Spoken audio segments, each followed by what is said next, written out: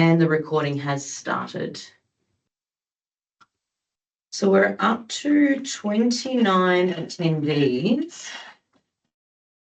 I might just start by introducing our panel members. So today is more of a panel discussion as opposed to people presenting PowerPoint presentations to you. So we want it to be really interactive and really easy and flowing, so that way we can really hear frontline experience about tomato brown rugose virus from a growing perspective. So on our panel today, we have our own Jorge Hasegawa, who's actually our knowledge transfer lead in South and Central America. Jorge holds a master's and PhD in plant disease epidemiology, and he will talk probably more towards the hopefully giving us a few practical how-tos in regards to preventing and sanitation when it comes to ToBRFV, particularly for the low to mid-tech growers. Our other growers who we have on the line, and which we are very grateful and very lucky to have with us sharing their experiences today, we have Guillermo Contonieto, who's currently the head grower for 30 hectares and producing truss on the vine, grape medley and cocktail tomatoes. He has 18 years of experience growing different kinds of tomatoes and cucumbers in glasshouse, poly greenhouse and semi-closed greenhouse in high technology systems. And throughout his professional experience, he's been growing in different climates in Mexico, California, USA and Canada. Guillermo is currently in Mexico. We will hear from him shortly. We also have Octavio Perez Rodriguez. He has been in the greenhouse industry since 2005 and worked in Mexico until 2014. After that, he moved to the USA and is currently working with Nature Fresh Farms in Ohio, USA, with 45 acres of organic strawberries and 45 acres of conventional tomatoes, which includes your truss on the vine, beef and cherries. And lastly, we have Juan Avalos, who is an agronomist who is in Argentina. And he is growing tomato, pepper and cherry tomatoes in northeast Argentina, where ToBRFV was actually first detected in September of 2022. Juan is also an IPM expert. So to kick off today, we will have Juan come up first. So everybody's aware, Juan speaks Spanish. So Juan will share his experiences and his knowledge in Spanish. And then we have our very own MD specialist, Camila Campos, who will give us a translation in English. So please bear with us. We are very much looking forward to hearing Juan and the other two growers. So I'll hand over to you, Juan, to kick off. Please start sharing your experiences and knowledge around tomato brown rugose virus. Juan, si estás listo, por favor, puedes compartir con nosotros tu experiencia con rugoso. Thanks, Cami. Bueno, dale, Camila. Buenas tardes, buenos días para todos.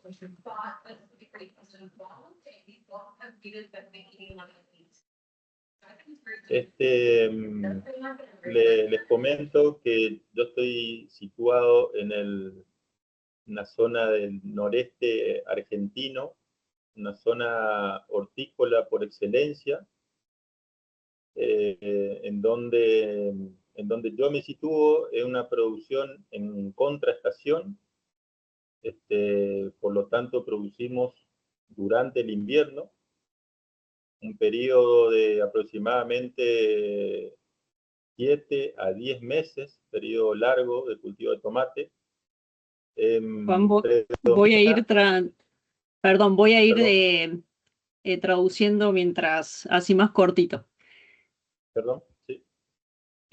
So Juan is saying he's growing in the northeast part of Argentina, and they grow in winter for about 7 to 10 months of the year. Ahí seguimos, Juan. Predomina el cultivo de tomate por excelencia, aproximadamente entre 700 y 1.200 hectáreas bajo invernadero. It's mainly tomatoes, and it's around 70,000 to 70,000 hectares of greenhouses in the area. all tomatoes. Después de la introducción, nos enfocamos en el punto de importancia nuestro, el tema del rugoso. Los primeros síntomas que encontramos fue en el año 21 y año 22, pero explotó o se diseminó en el año 23 con una muy alta presión.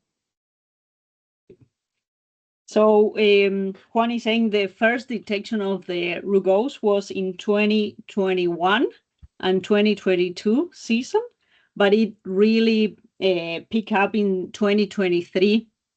Yeah, that's it.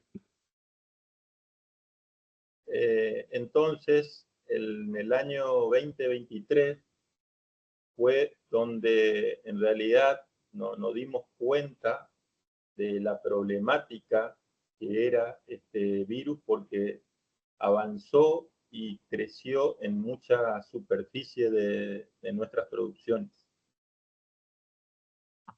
So he's saying, yeah, 2023 was huge because they realized the impact of the virus. It went like really quick and pretty much over everything. So that was the big year for them.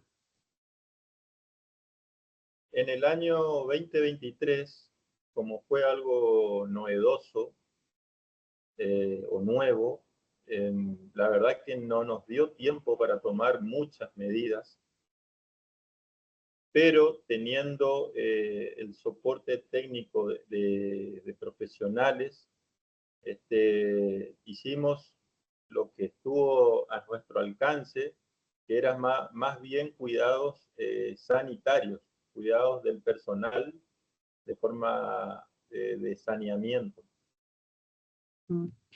So Juan is saying that year they didn't really have time to change a lot of things. It was really quick. And so they only started that year doing a little bit of hygiene more with the workers and like little things like that. But it was really quick and they didn't have a lot of time to change any big management in the crop. It was more around the workers. La superficie el año 2023, si bien fue menor a los promedios, fue poco significante porque nos agarró, o sea, la enfermedad avanzó terminando el ciclo del cultivo en el 23.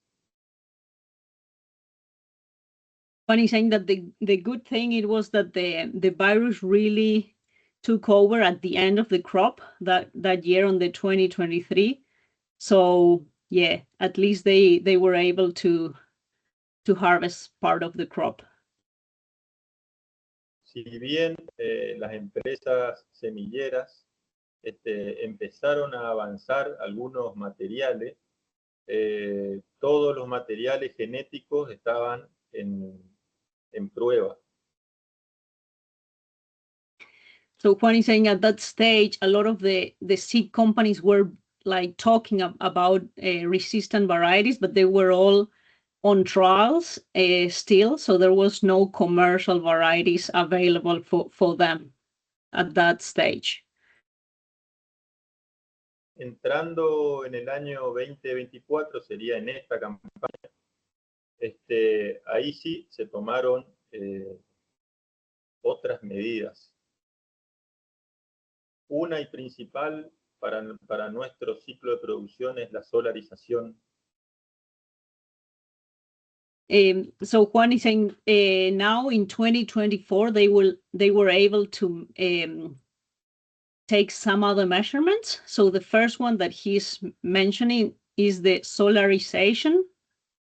So that's the main change for them in this new season. Otra de las medidas fue la elección del material o el híbrido propiamente dicho. En el mercado teníamos avances, como había dicho en el 23, hubieron algunos desarrollos, en el 24 habían algunos avances con materiales genéticos resistentes al rugoso. Entonces también fue determinante la elección del material a implantar. The second measurement that they took was the selection of resistant varieties that they at that stage in 2024 they were already some commercial varieties for them to use, so that was a really important part for them as well. Y otra de las tareas donde se tuvo que hacer mucho hincapié, mucho esfuerzo, fue en lo que conocemos todo como las buenas prácticas agrícolas. Una práctica que en realidad cuesta mucho en el sector, si bien los conocimientos o las bases están al alcance de la mano del productor, muy pocas veces lo pueden aplicar en el día a día. And the third part he's mentioning is the, be able to conduct a lot of good agronomic practices in the day-to-day farming that, a lot of growers know the theory, but they don't really use them in the daily basis. So he said, a lot of growers, they knew the theory, but they were not doing a lot of them. Juana, no sé si quieres nombrar algunas de esas prácticas. Bien. Sí. Primero y principal es la desinfección de herramientas y las manos y los pies del personal que trabaja en la finca. The main one he's saying is the disinfection of all the, shoes, hand washing, clothing of all the workers. El manejo de los residuos vegetales era una práctica común, arrancar el cultivo y directamente pasar una labranza, una rastra, e incorporar eso. Bueno, eso fue desechado este año. The other one he's saying they were used to the way they were managing the crop residues at the end, they were usually incorporating everything into the ground. So that really changed because, now they are not doing that anymore.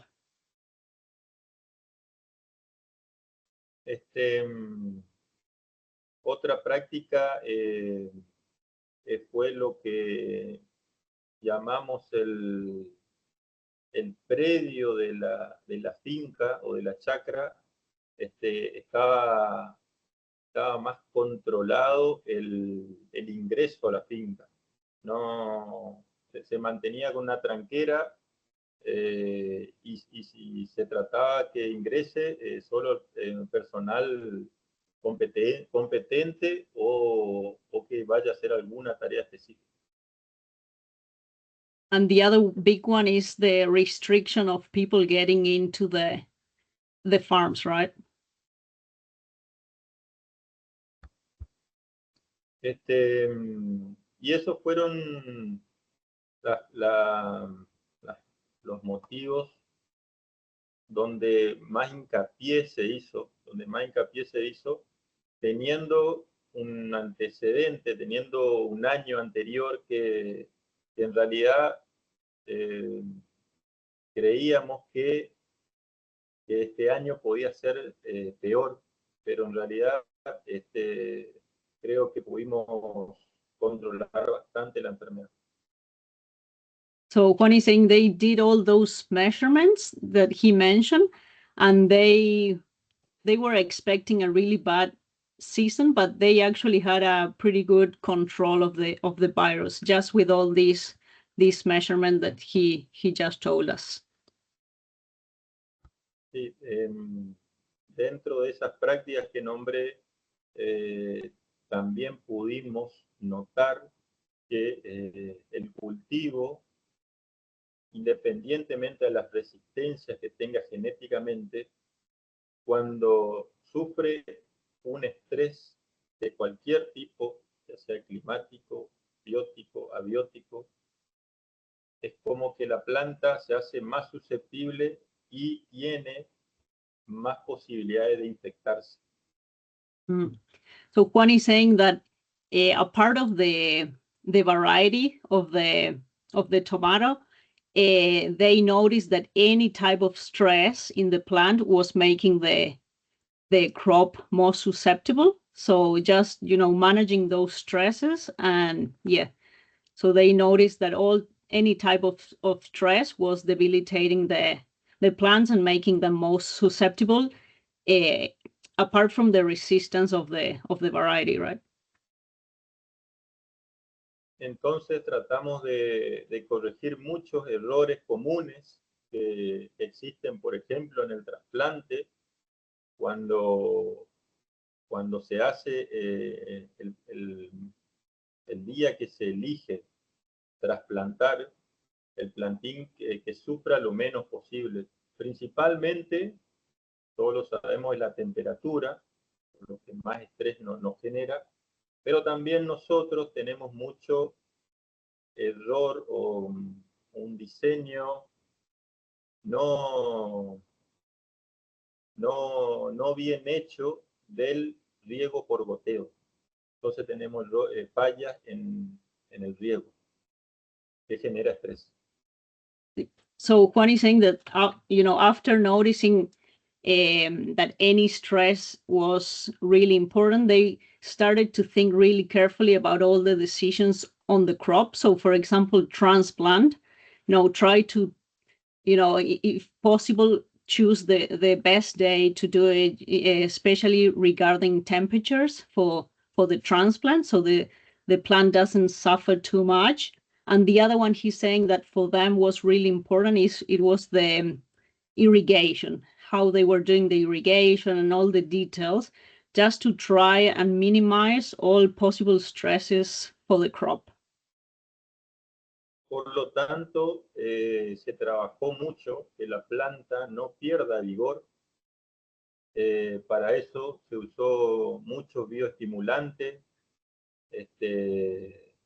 ya sea aminoácidos, polifenoles, o fitos, todos que activen a la planta a estar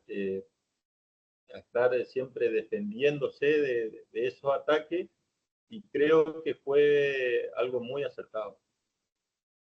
So Juan is saying that they try to keep the vigor of the plant as high as possible. So they were using a lot of biostimulants and different products to keep the plants bigger as possible. And he thinks that was key for the crop and to minimize the virus. Juan, tenemos 5 minutos aproximadamente. Gracias. Bien. Entonces, yo lo que cuidaría es tratar de sanitizar, hacer una sanitización de los predios hortícolas, extremar la sanitización de los predios, no solo el perímetro donde se produce, sino también la parte externa, como ser calles, playas, galpones, que nosotros acá en Argentina eso coexiste todo, está todo en un solo sector. Entonces, extremar la sanitización, higiene principalmente, tanto de máquinas, galpones, herramientas y el personal que trabaja en la finca. So one of the Juan advice for all the growers is to be like extreme sanitation of everything, not only machinery, tools. He's saying, you know, they did car parks, parking lots, sheds, everything around the greenhouses and the glass houses. So not only inside, but everything around it as well. And a lot of hygiene, not only, like everyone working inside, but as much as possible, just as extreme as you can.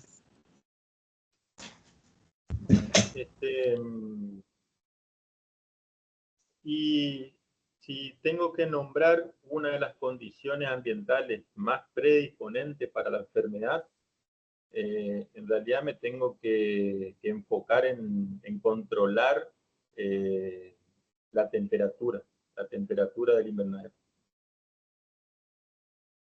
And he's saying that if he needs to pick like a variable that is key for controlling a bit the virus, is temperature. That would be the one. So Juan, ¿qué temperatura, qué rango de temperatura dirías? Sí, como la planta nos indica, creo que temperaturas ideales tenemos que hablar entre 30 y 35 grados. So Juan is saying 32 grados es lo que nos aconsejan, pero para nosotros que estamos en un clima semitropical es muy complicado. So Juan is saying, it would be ideal like 32 degrees. They're in a tropical area, so sometimes they get to like 35. But for them, it's like the key variable they need to manage to try to reduce the virus.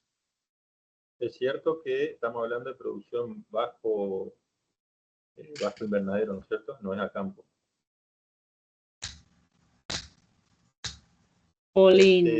Sí. ¿Es plástico o vidrio, perdón? No, es plástico, invernadero de plástico. So he's just saying that temperature is all for plastic houses.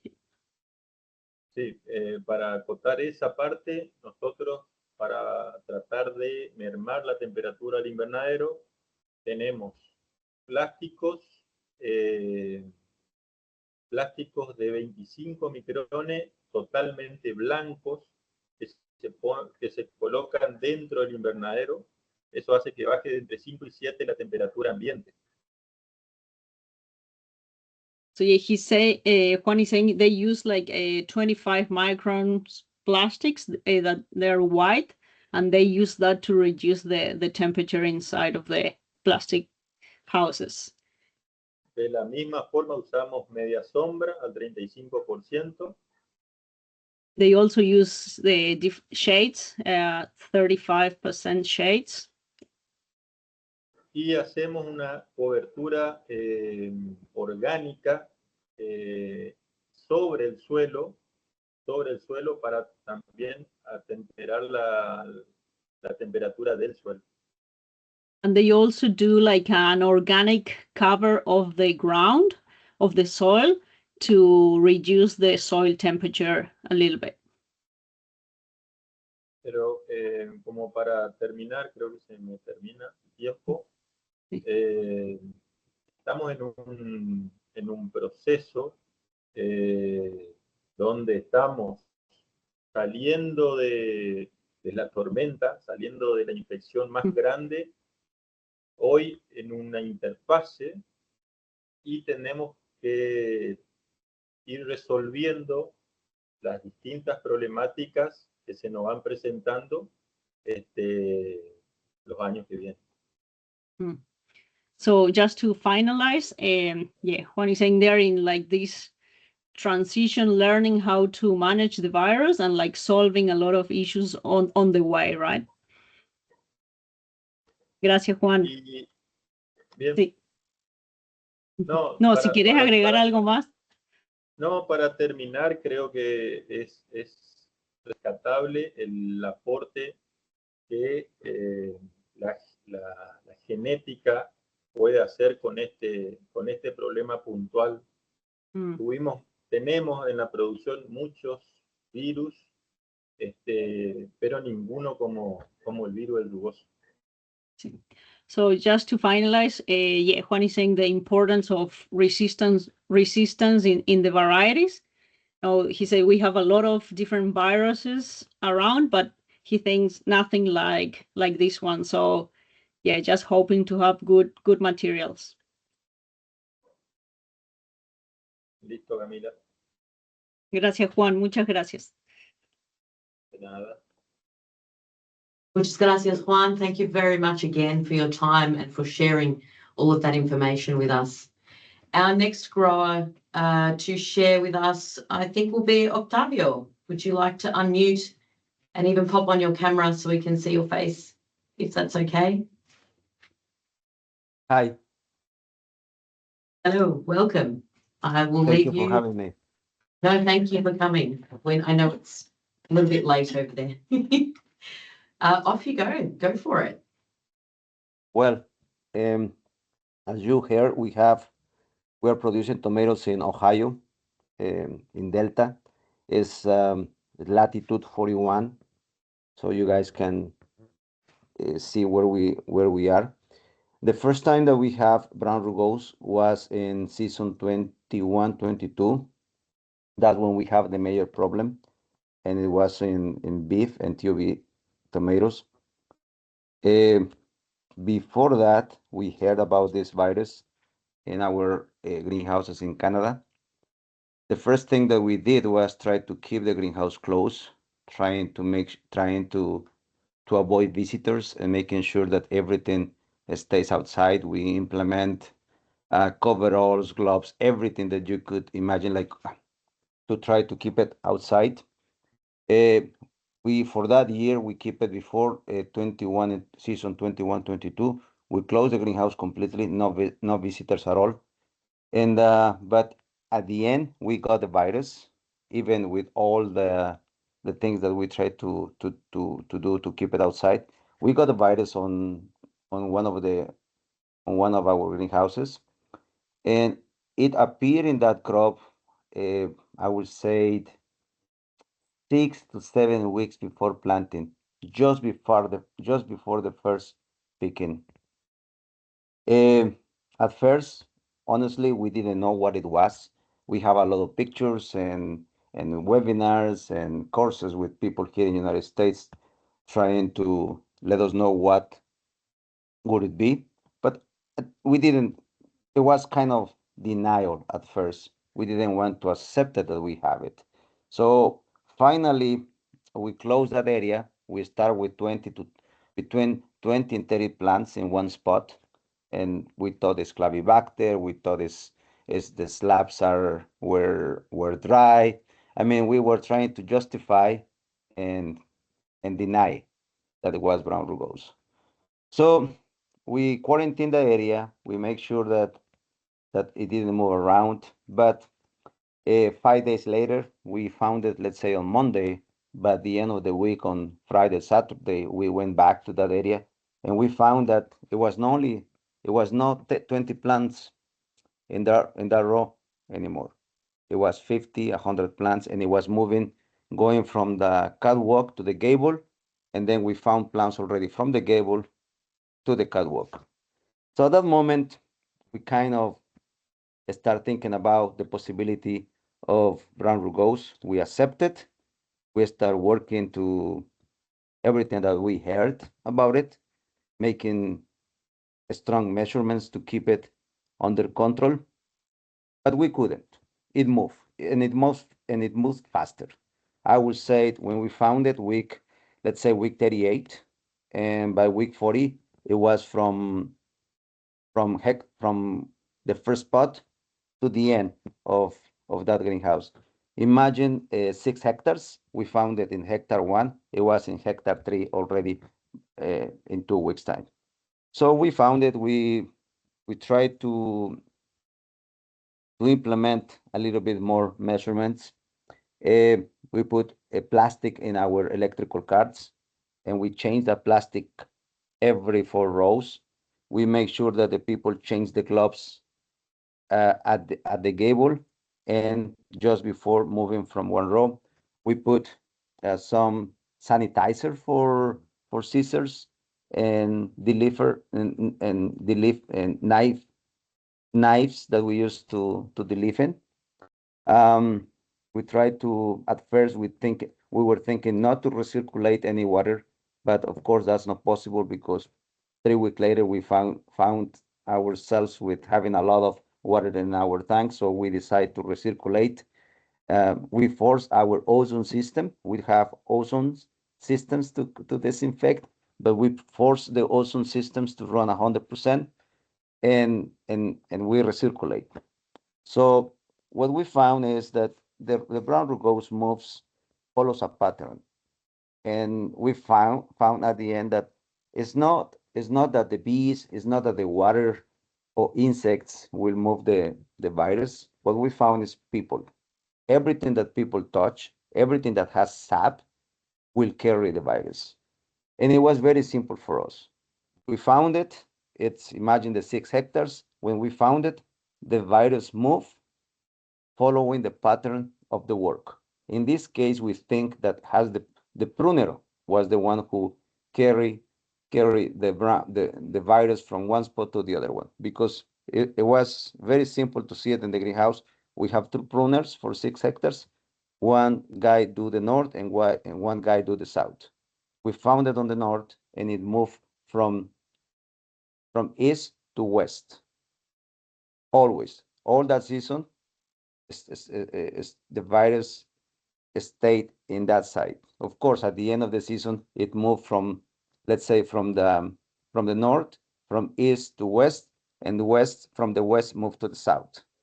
And it was very easy. It was very easy to identify how the pattern that follow that virus. So we tried to keep it in that house.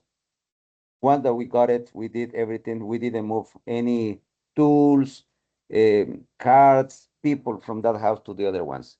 Crates that we use for harvest, we didn't move it. We disinfected. We try any disinfect that you could mention and think about it. We try it. Some work, some other ones doesn't work. Some of the ones that we work, they can say that you can spray it 5 seconds and you will be able to control the virus, but it's not true. You need a little bit more time and full coverage in order to ensure that that is effective against the virus. That was season 21-22. We lost around between 20 and 30% of our production for that beef. We were able to contain it like a lot. From that house, we have 18 hectares. So we found it in 6 hectares. The other 12 hectares got it at the end. We were able to contain it. We lost between 5, top 10% in the other 2 greenhouses. Nothing major in those 2 houses we were able to produce. Then season 22-23, we were lucky because some of the genetics that they were saying that has some kind of resistance for the brown rugose virus came out for commercial greenhouse production. The company was very strong about plant only varieties that were strong about brown rugose. So we were planting only resistant varieties. And 2022-23, we didn't have a major problem with brown rugose, but we had problems with size. Some of the new varieties were too small for the U.S. market, around 130 grams. So we ended up doing some interplantings with resistant varieties to be able to sell our product in summer. So we did an interplanting on December to try to compensate the size of the first varieties with brown rugose resistant. We were able to do that, and we decided to interplant it, and that was one of the best decisions that the company did, because we were able to get our production back in track and also getting a good size. We did a lot of trial with varieties that are saying that are resistant to brown rugose. We put it on an infected greenhouse, on an infected cocoa bag. Some of them are very strong for the brown rugose, and we were able to prove that some other varieties are actually not as good as they said. So then we finished 22 and 23 with very good results. No virus. Honestly, we have some resistant varieties that shows the symptoms on the head, but nothing on the fruit. So we were able to finish that crop that season with good numbers. I would say good numbers, size, fruit size, not very well, but the market was hot enough to take the small tomatoes. And then season 23-24, which is the one that we are right now, the company has to decide to do some non-resistant varieties because they have to fulfill some market obligations. And we put it in one of our greenhouses with no resistant varieties. We also have to go back to the same protocol, have all the safe measurements to try to keep it away, but honestly, it doesn't work. The virus, just the same way that the last time, just before starting just before we start picking tomatoes in that greenhouse, we found the first symptoms, and I have to tell you that next week, the first week of December, we're going to do an interplanting again because that crop is full in brown rugose. And now we're gonna do a resistant varieties, but we have to do an interplanting. Now, one thing that I will tell you for you guys that you shouldn't do is, and a lot of people who owns greenhouses or the ownership of some of the companies. I work for one company, so sometimes the ownership wants to do interplantings, and I will tell you that on these times that we are living with brown rugose, we should keep ourselves away of interplantings. Even with resistant varieties, you are always at risk. If you do an interplanting, you're always at risk of getting it back. And these kind of virus, I'm not a scientist, but we've seen in our facilities in Canada that we create ourselves a big problem when we do interplanting. Sometimes people do an interplanting, harvest 22 weeks of that crop and do an interplanting, and then you give chance to the crop to deal with the virus. Kind of infect the resistant varieties and will make it stronger. It's not true. It hasn't worked for us. The best way is to clean out completely with some chemicals that are available there in the market. And I can tell you that if you clean the best of your abilities, if you clean your greenhouse to the best of your abilities and keep a safe protocol like restricting the visitors and follow the gloves and the coveralls and just reduce the contact between people to people, you have a better chance of success than doing interplantings. So that's what has been working for us at this moment. Company is pushing us to do interplantings. We, as a growing team, we are pushing back and say, look, if you really want us to do good with the crops and delivering kilos for the company, we need to stay away. Then when you clean out, if you follow your protocols and you do resistant varieties, I can tell you that you can be successful again. I have 2 greenhouses at this moment with TOV and beef that for the first time after season 2021, we can grow normal again. We don't have any virus at this moment with these 2 varieties for beef and TOV. We have some challenge again with other like sometimes a little bit of blotchiness, sometimes you see symptoms on the head, but you are not losing 1 kilo of production due to brown rugose virus. So clean your greenhouse, put resistant varieties, and you will see that you are able to produce. That's all what I have to say. If you have questions about what we use or what varieties we're using that shows positive results, I'm very open to share that information with you. Wonderful. Thank you so much, Octavio. You're welcome. Please stick around if you can. Same with you, Juan. We'll now hear from Guillermo. And after Guillermo shares his experiences and his advice, we'll open up the floor for some questions and interaction as we wish. Guillermo, are you there?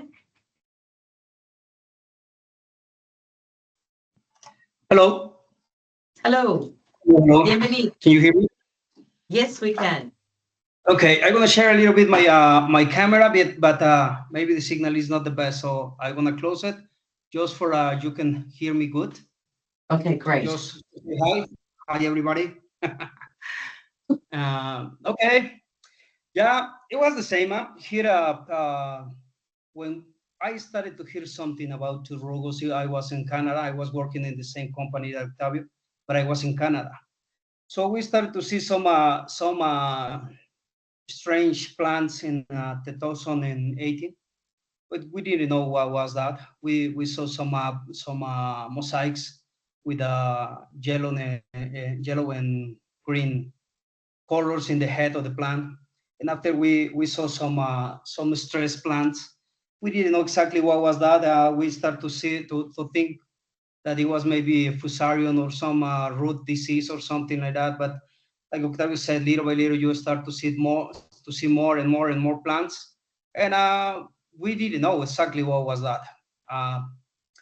In that moment, I moved to Mexico, and I arrived in a greenhouse here in 2020. And when I arrived here, the company was a lot of rugos here.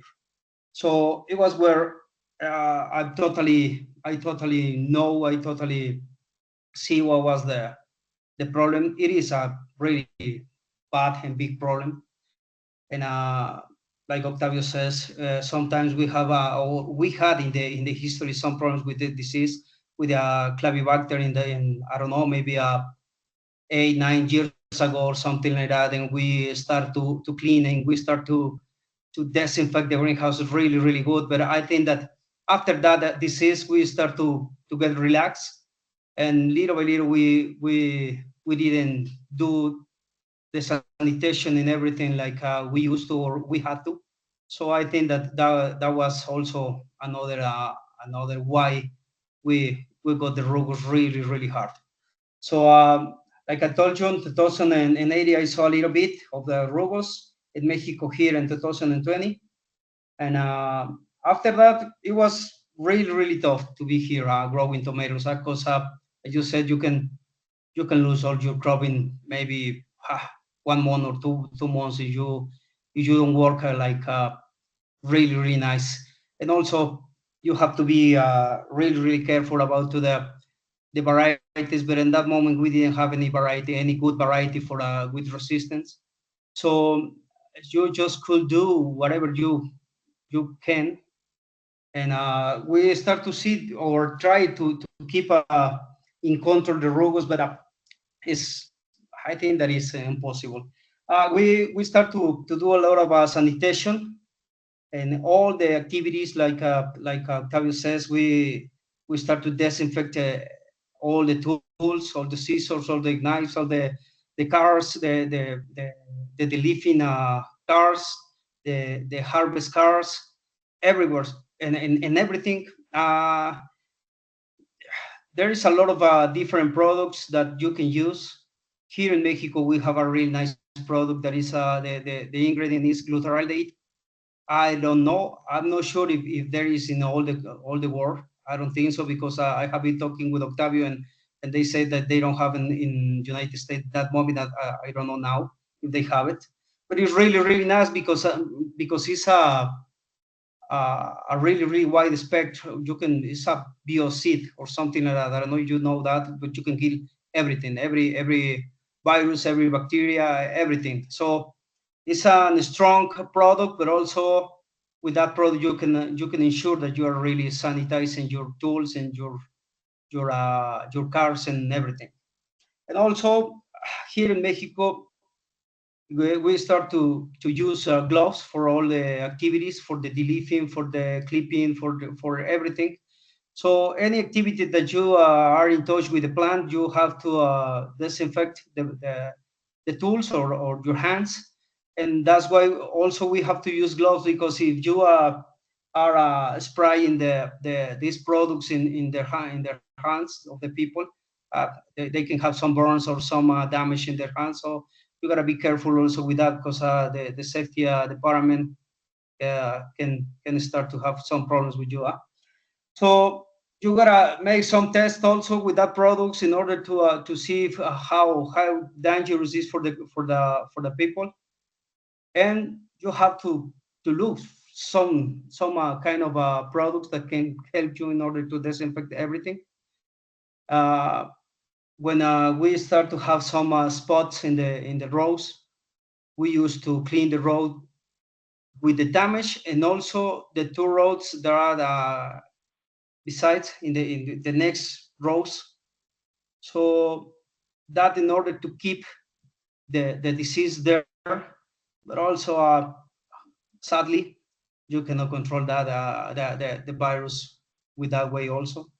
As soon as you see the first symptom in a row, you think that you can contain the disease, but no, that's not true. As soon as you see the symptoms in one plant, maybe you have 10 or 20% around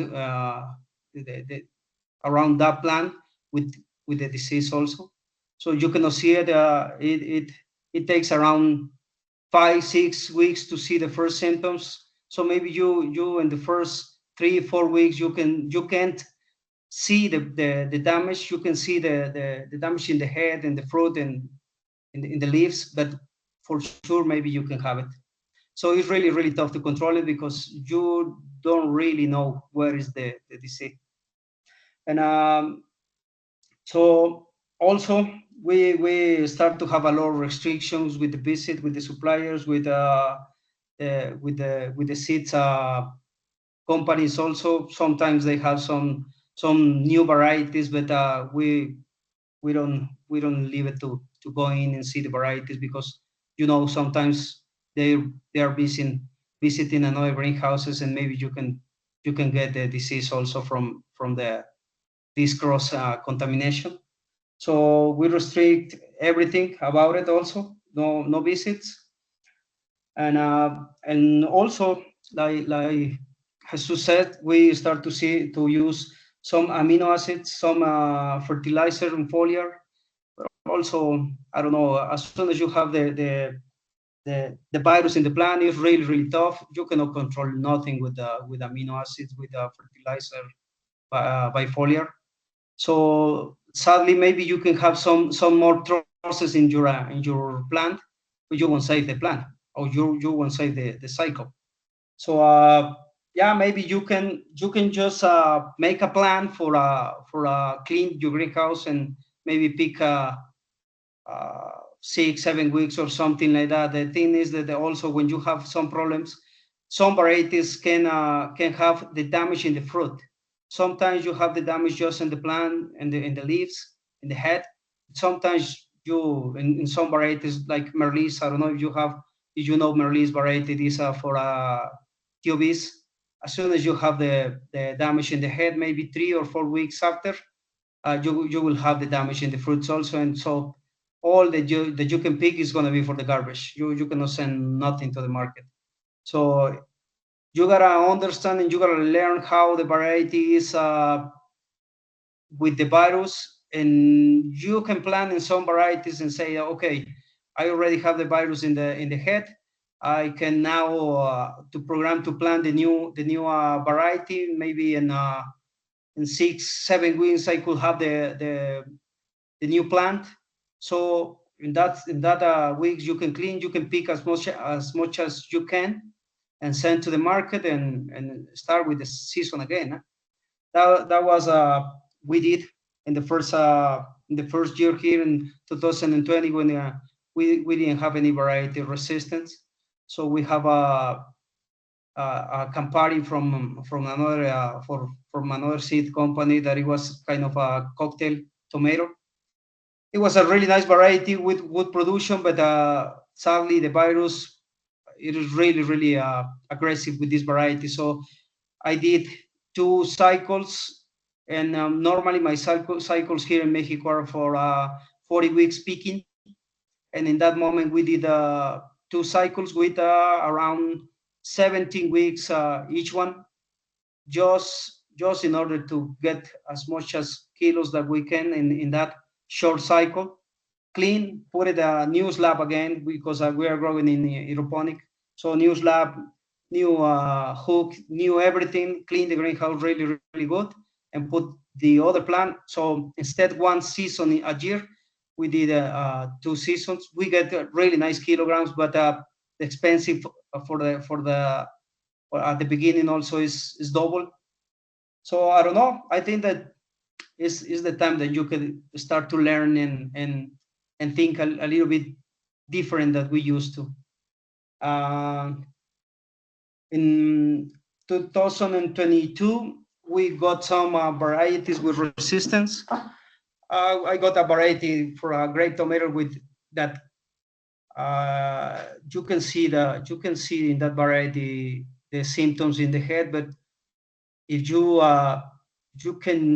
can handle the variety with climate, with irrigation, and maybe leaving some flag leaf, or trying to make it the variety vegetative, you can finish good this season, and you won't see any damage in the fruit. So it was kind of the start of the new varieties. We start to see some light at the end.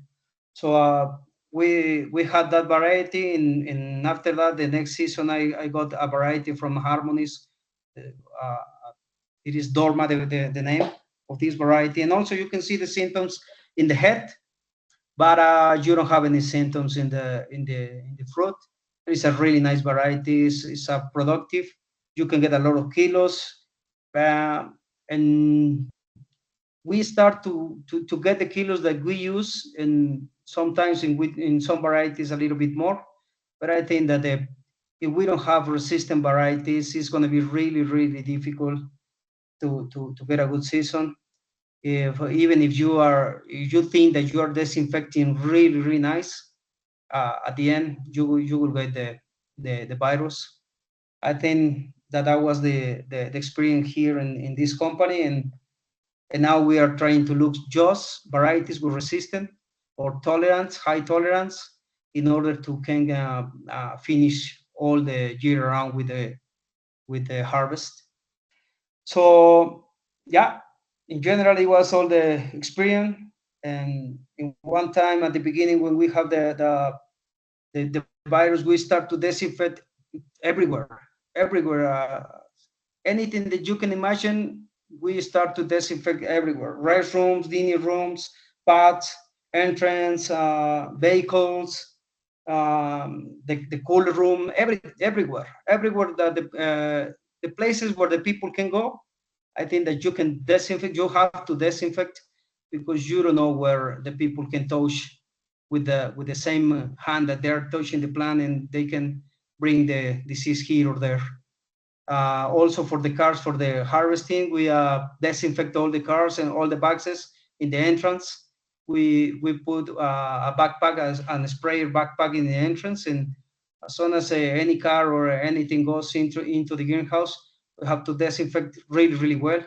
Again, it's just something that you are doing for keep the virus outside, but you are not totally sure that you are controlling that.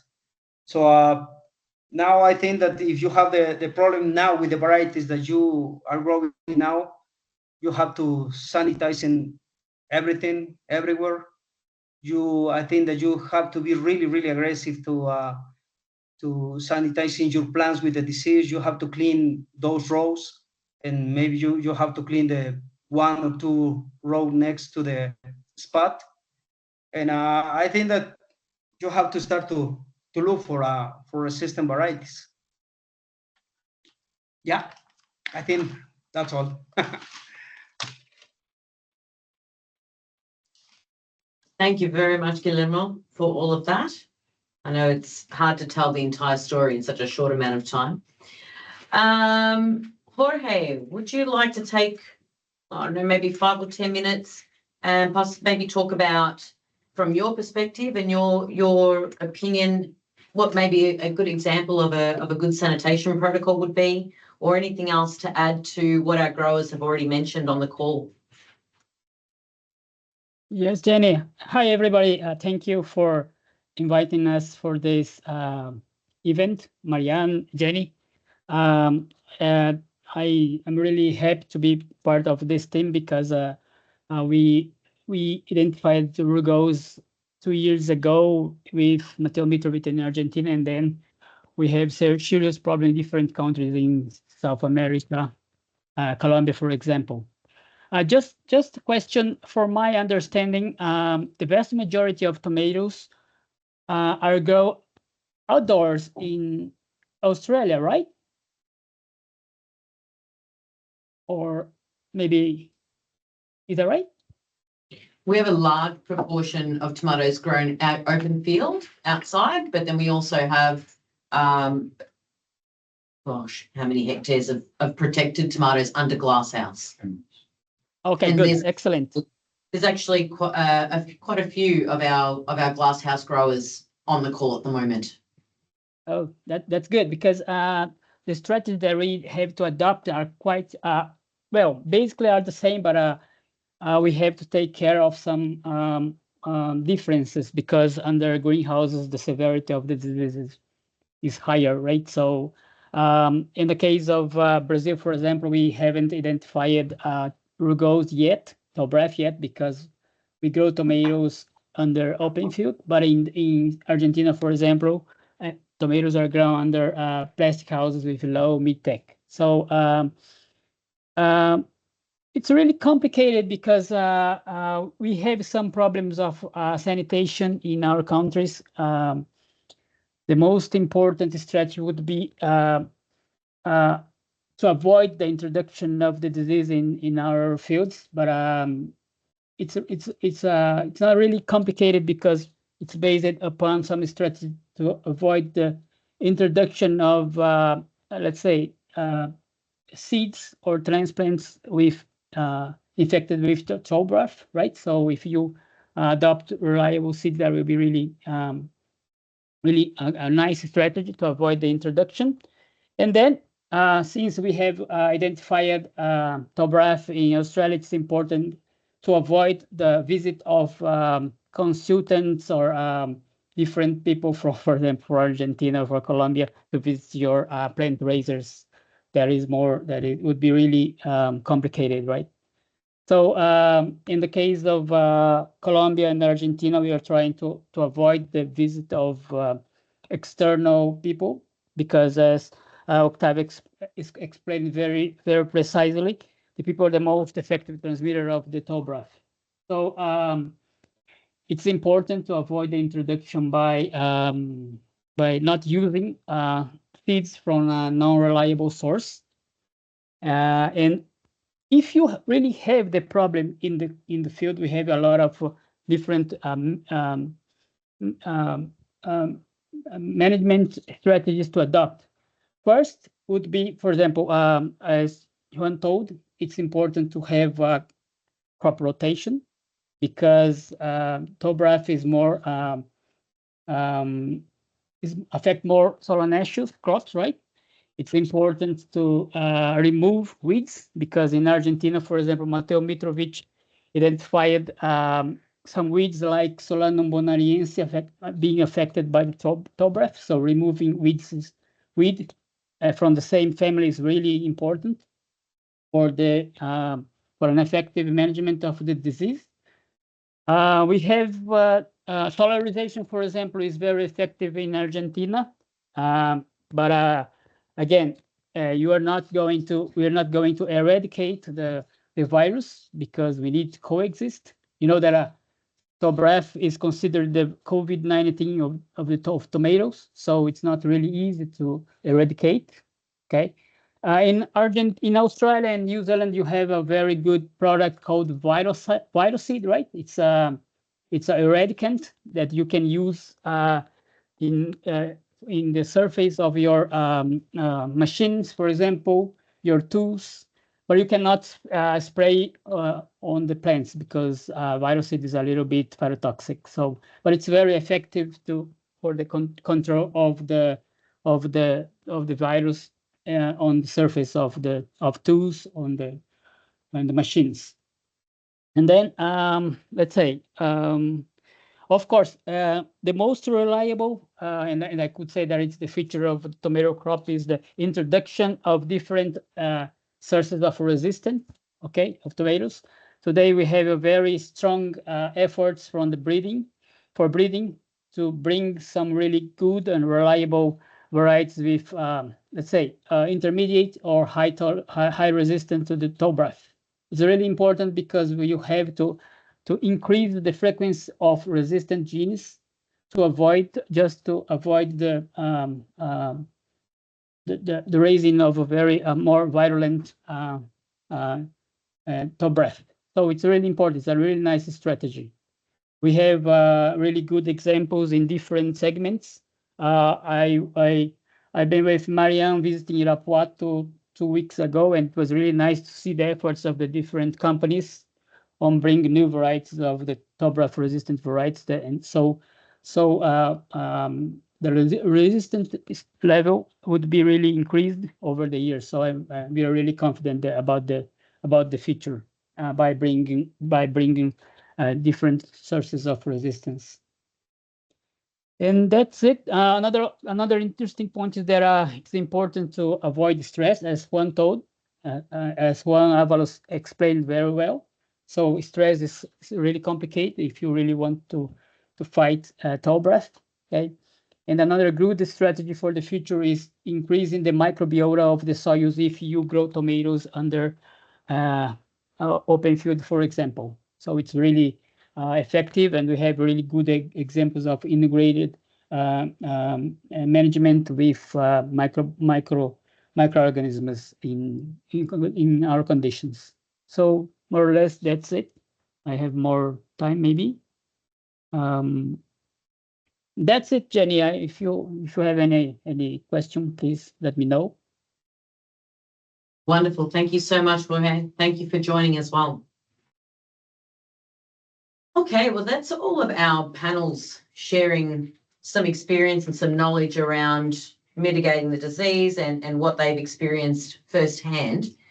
I can't see any questions in the actual chat box. I invite everybody now, though, if you would like to raise your hand or make any comments, just raise your hand on the Teams up the top there at the menu, and I will facilitate us speaking now rather than having to type things in the chat and things like that. If there is anyone who wants to ask the growers or Jorge anything directly, or any of our team members, please take the opportunity to do that now. It's 11:05, so we have a good 20 minutes left of the session. Please feel free to raise your hand or unmute yourself.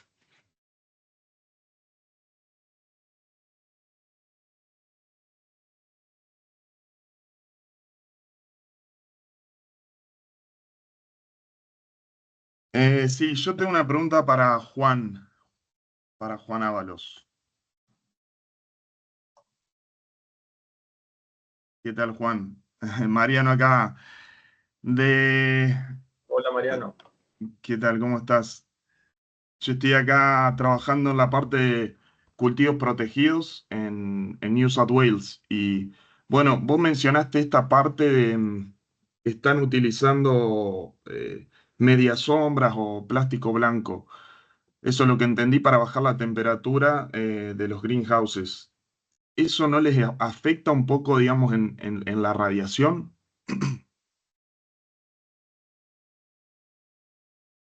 ¿Qué tal, Mariano? Mucho gusto. Me sorprendió porque hablaste en español. Mira, son prácticas que, si bien tenemos que manejar, tenemos que tener en cuenta que abajo tenemos un cultivo, ¿no es cierto? Porque en realidad lo que hacemos es el invernadero, propiamente dicho, a 2 aguas, típico, y adentro, donde están tensados los alambres, que es donde después usamos nosotros para la conducción, se coloca una manta blanca, por ejemplo, o una media sombra. Si bien en teoría la media sombra, por ejemplo, lo ideal sería que vaya arriba del invernadero, por fuera del invernadero. Lo que pasa es que nosotros tenemos vientos muy fuertes y tenemos varias veces en el año tormenta, inclusive. Entonces no nos queda otra que colocar adentro. O sea, eso es el motivo por el que colocamos adentro. Pero tenemos que manejar el cultivo y la forma que encontramos es manejar el tema de fertilización cuando colocamos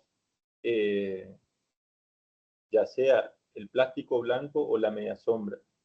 Y como si fuera que se nos apaga la luz, es como que nosotros tenemos, por ejemplo, que levantar conductividad, tenemos que controlar mejor la humedad, algunas prácticas que son necesarias para el uso. Lo que pasa es que, por el contrario, si no hacemos eso, dentro del invernadero tenemos temperaturas que rondan los 42, 45 o incluso 48 grados.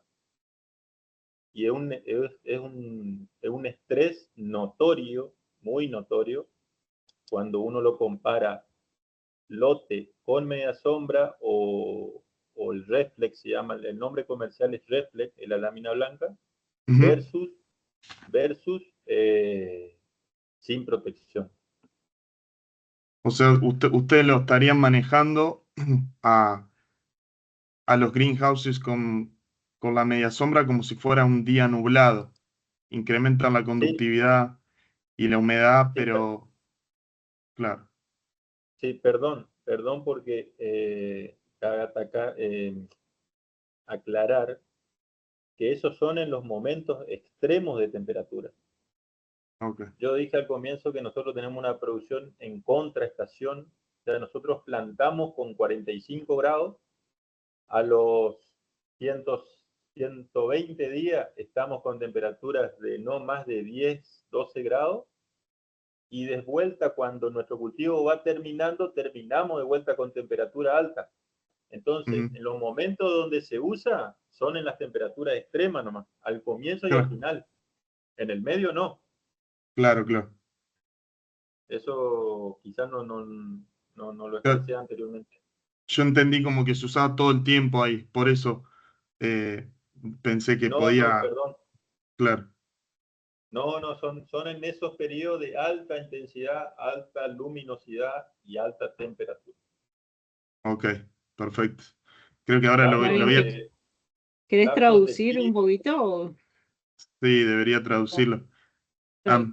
So yeah, I'm going to translate our brief conversation with Juan. So what I asked him was, he mentioned that they were using some shadowing and some white plastic to decrease temperature in the greenhouses.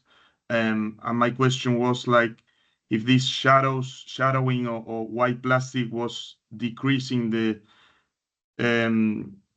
sunlight and therefore the produce in tomatoes. So what he explained to me is that they use this plastic that is called reflex just to decrease temperature, but only at the beginning and at the end of the crop when they have very high temperatures and very high sunlight, because those greenhouse can reach like 45 degrees temperature, and that's very in favor of the virus. So they really need to decrease to 40, 42, and that's the moment that they use this kind of management.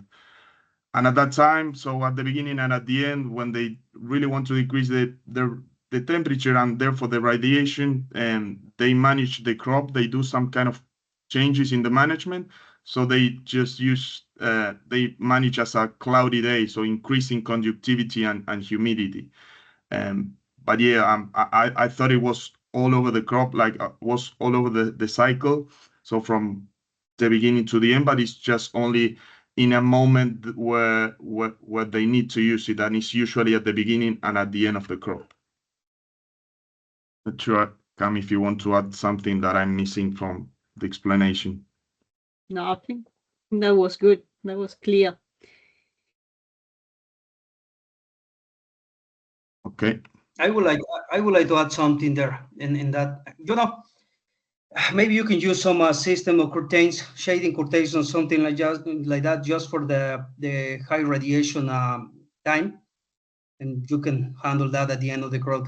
Here in Mexico, we used to paint the roof with chalk or something like that, with some white paint or something like that, just in order to shade a little bit and decrease the temperature also at the end of the crop when you have a really tight crop. So maybe you can do that also.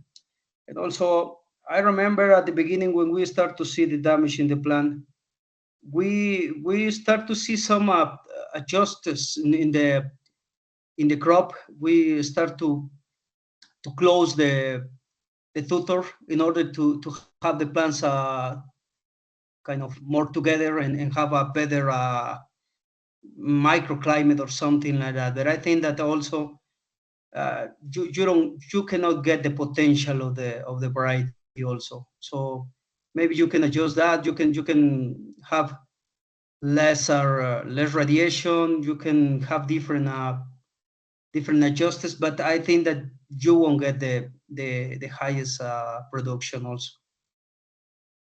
Mm-hmm. So the key message would be like trying to decrease temperature at the end of the crop with different kind of practices, like no, so more decrease the temperature. Yeah, can you use any other kind of I don't know, like water spraying or something like that to decrease temperature instead of this kind of shadow? Yes. Also, that can work. So yeah, here in Mexico there are some greenhouses with foggy system or something like that. So as soon as you get the humidity in the greenhouse less than 75% or something like that, or maybe you are having having your climb based on humidity deficit, you can set a volume also, and you can add water, and with that also the plant won't get the stress. Good.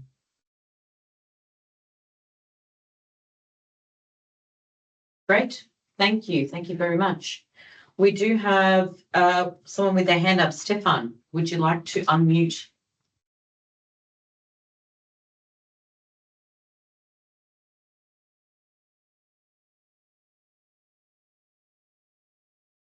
Stefan, are you there? Yeah, I am. You here? Can you hear me? Yes, now we can. Well, hi. Hello. Hi, thanks. Hey, I'm Stefan Grinchich from Crop Consultant in New Zealand. We don't quite yet have ToBRFV, but it's over in South Australia and Australia now, so we are very nervous in New Zealand. I've got two questions for the growers that have been talking today. Is the consensus? I can sort of feel that resistant varieties are preferred now as a safer option, even if the production is reduced. Is that the sort of consensus that we're heading towards? And a second question, a little bit more complex for New Zealand, because we have Pepino mosaic virus here, but no access to a vaccine. We just won't be able to get it into New Zealand for a very long time, if ever. So I just wanted to know if any of the growers had both viruses at the same time.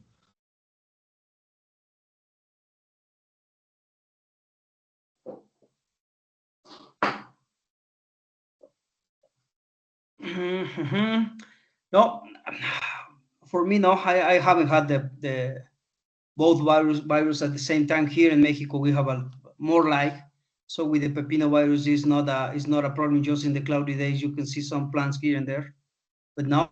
But yeah, there is a vaccine in a company. Octavio, you remember the name? I don't remember exactly, the B10 or something like that. It's a vaccine for pepino virus, and I don't use it here in Mexico. Yes, And no, in regards to the varieties,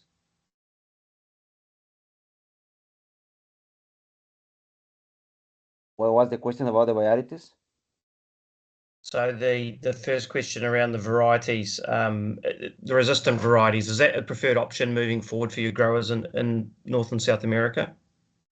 I will answer the two questions. The first one is no, we haven't had the two viruses at once. One is the boss, in this case is the brown rugose. And the first one about varieties, you have to go with resistant varieties. There is no way that you can go with no resistant varieties, even if you think you disinfect very well.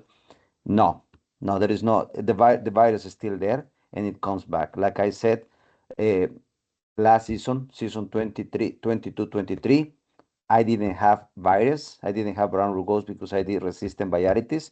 And then the ownership had to do no resistant varieties in order to fulfill some orders, some very exclusive variety that the company has. They have to produce that one in order to supply in US. And December the 2nd, I'm doing an interplanting there because the plant is full of brown rugose. I'm gonna harvest only 22 weeks. That's it. And the crop is gonna die. It's gonna die. It's dying. Mm-hmm. So they knew, but Yeah. they took the risk because they have to supply tomatoes. But we have a meeting last week talking with the ownership and I told them, like, we cannot do this because what you are creating is a pressure. If you the amount of virus that is gonna stay in your greenhouse, even if you disinfect, if you have a heavy load of virus in your greenhouse, that is going to be affected because the resistant varieties are not immune. They're high resistant. So the more virus that you have around the greenhouse, the higher risk that you will have.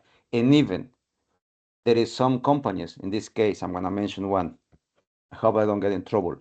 Ensasaden, they have a strong varieties for brown rugose, but they even tell you that if you go above 30 or 33 Celsius for a week, Yeah. the plant is going to show symptoms right away, and the resistant, it will break. So then for us in this company, and I'm glad that the company make a decision finally, we're not going to do anything. And there is a lot of consultants out there, a lot of companies that are saying yes, disinfect, a lot of chemical companies that they will sign, yeah, if you use my chemical, you are going to be free of brown rugose. It's not true. I remember a colleague saying that in Canada they were doing this and they have this miracle green product for brown rugose, and that they disinfect and they send to the lab and it was clean of brown rugose. Guess what? They got it back. So for me, if I have to make a decision, I will choose only brown rugose resistant varieties because it's proof. It's been already 2 years in those 12 hectares.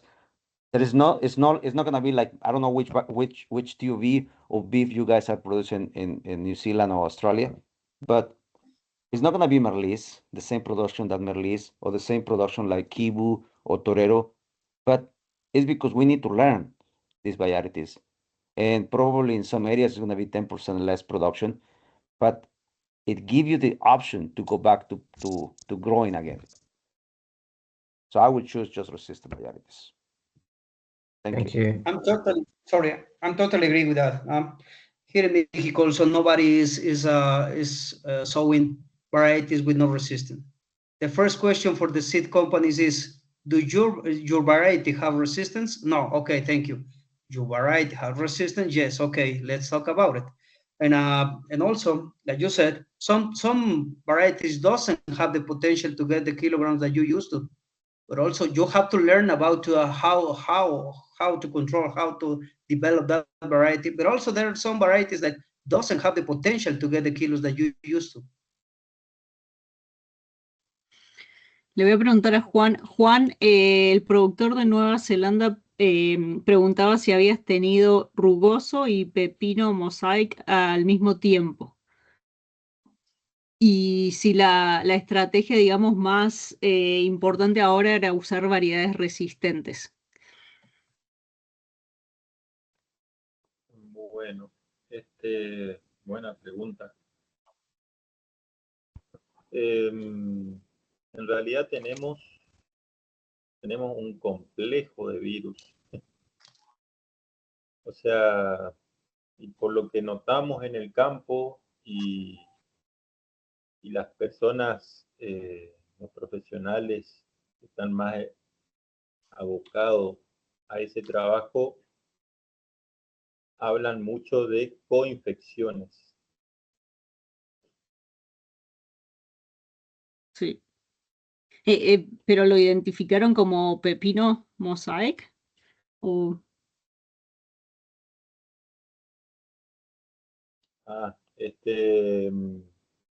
Ahí no te sé decir, no Sí. te sé decir con seguridad. Está bien. Stefan, Juan dice que Juan is saying that in Argentina they didn't identify like exactly the viruses, but they usually have like a co-infection of a few viruses. Okay, thank you. Boris. Camila, Sí, déjame agregar, en Dale. Argentina, digamos, el pepino mosaic virus no está determinado, tenemos muchas sospechas de que puede estar. Yo estoy tratando de ver de identificarlo con mi móvil, pero por ahora todo ha sido negativo. Pero nosotros en Argentina tenemos muchos virus que son endémicos en muchos casos de Sudamérica, que posiblemente, digamos, puedan ser fuente de debilitar la genética tanto nuestra como de las demás compañías, y que hagan que el virus digamos, se potencie más, ¿no? Ejemplo claro de que vemos en toda la zona es el TOC, ¿sí? Que es transmitido por mosca blanca, pero tenemos otros virus bastante endémico y bastante frecuente en todo el país. Sí. So Stefan, Mateo works for Seminis in Argentina, and he says they have a lot of endemic viruses that affect tomatoes. They didn't identify pepino as yet, but they think it is. But yeah, there's always like a few different viruses, and yeah, that debilitates a lot the plants and makes the rugose worse, right?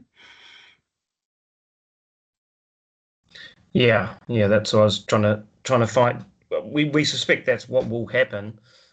We just sort of need confirmation that will happen, so we can sort of push our government to allowing us to get the vaccines for the pepino in preparation for when we get the tomato brown fruit virus here. So because we know it's coming, we've just got to prepare for it and learn from your experiences.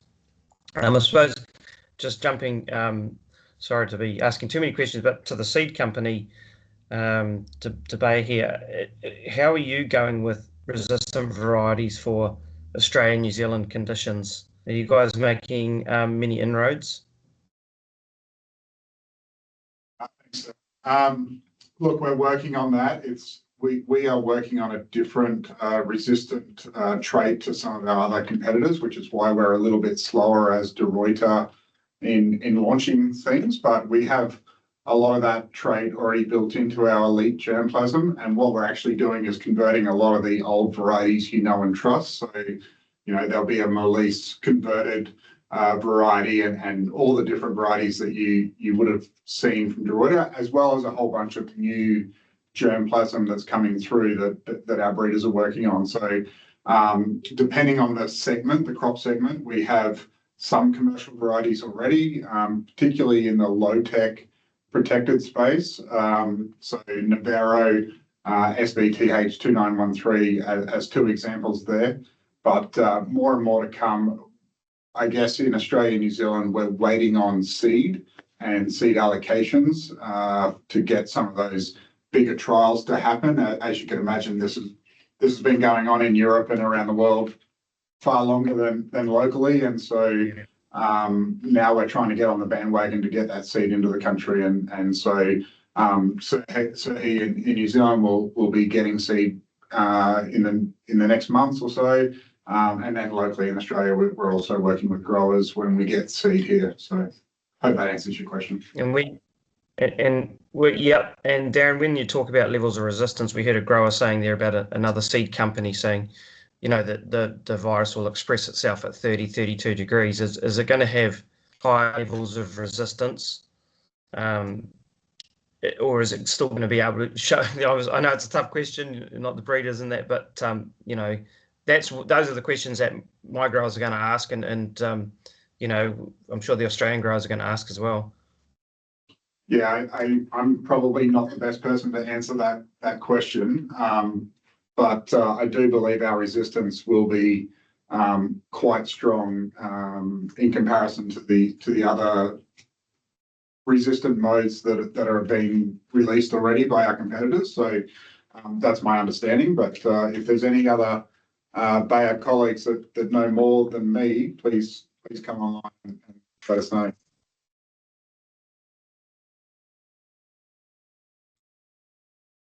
Maybe not. Okay, thank you, gentlemen. But we can share more with you, Stefan, when we get details of those varieties and have a one-on-one conversation if you like. Yes, please. That'd be great. Awesome. Thank you, Stefan, for that. We do have another question from Maria. Hi, Octavio. What were the resistant varieties that you used that were good and which were bad?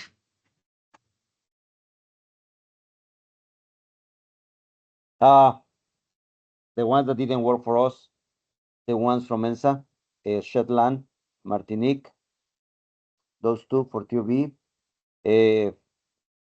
Mackenzie also didn't work for us. 55 and 51, they were on a coat.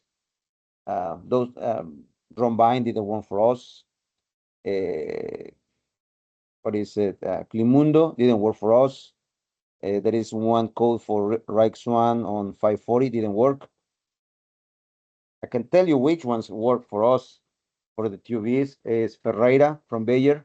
If you are looking for a beef steak that is around 230 to 260 grams, Ferreira do very well. It's very strong with symptoms. You will not see symptoms on the tomato. 42750, which is called Macapule from Enza Saden, is also very strong for brown rugose. Very good, producing very good, and big fruit around 320 grams per fruit, average fruit for the entire season.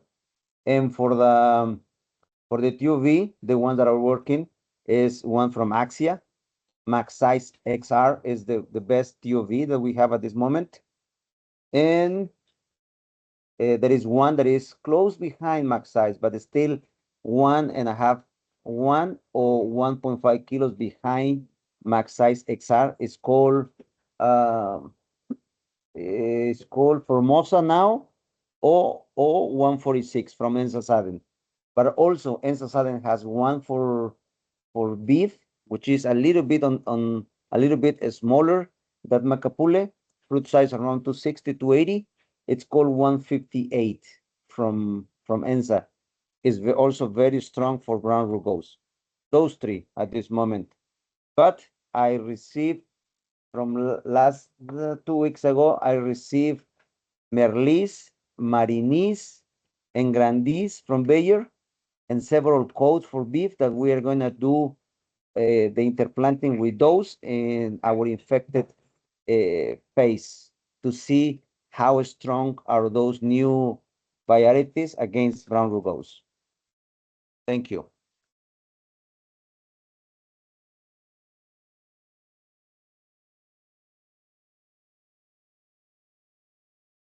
Fantastic. Thank you very much. Thank you for the questions, everybody, and I hope that we've provided sufficient answers. As Darren mentioned to Stefan earlier, if you have any other questions that you think of after the session, or perhaps aren't super comfortable in putting your hand up today to ask, please reach out to any of our team, myself, Darren, or email the Vegetables by Bayer email address of which you received the invitation.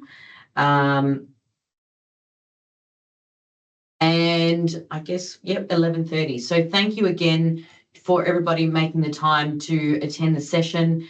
Massive thank you again to the panel. Muchas gracias, Octavio, Guillermo, and Juan, and of course, Jorge. Also, I'd like to thank our team, Mariano and Camilla, for the translations and also the questions and the answering. And also would love to thank Marjan and Darren for helping us connect, and Jorge for helping us connect us with these growers today. Again, Octavio, Guillermo, Juan, I know it's a little bit late where you are. So again, thank you so much for attending. And we will send out a very, very short feedback survey if you all don't mind popping in some feedback for us. And just a reminder as well, please send through any other questions that you may think of. These growers are a part of our network, so they are accessible, and we're more than happy to continue your connection with them. If there's anything anyone else would like to add, please unmute and add now, because we will close up the meeting.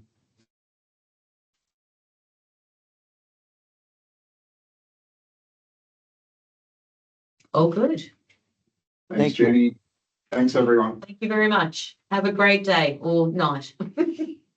Bye-bye. Thank you. Thank you. Bye. Gracias. Thank you. Gracias. Thank you. Adiós. Bye. Thank you. Thank you.